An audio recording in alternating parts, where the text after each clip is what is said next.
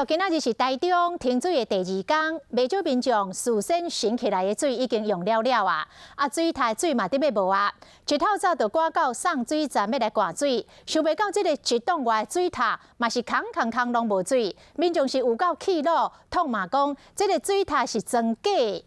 自来水公司赶紧驶6栋的水车来补水，工作人员讲，第1天补水就补3抓，结果第2天一透早就搁空了，今仔日应该会补搁较侪抓。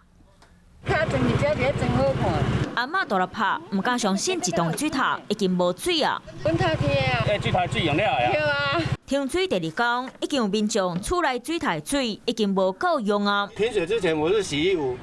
弄起来的水冲马桶啊，因为是冲马桶不够，所以我才来这边装。载5、6大尾啊，过来载。你尴尬？我讲1整吨。供水站无水，水到水车赶紧来补水。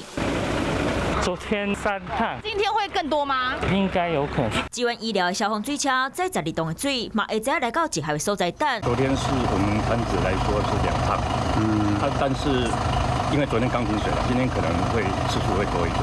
停水2天，民生医疗受到真大影响。 有真侪店家不爱做休困，有做生意店家该用到水商品停卖，接手关3个大灶。用到水的商品就先不要卖，停水供大家使用比较好。营业额会少多少？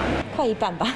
最好这大楼靠水台水爱冻2天，店家嘛唔敢用收济水，大家欠咧用水，只会度过艰难无水的日子。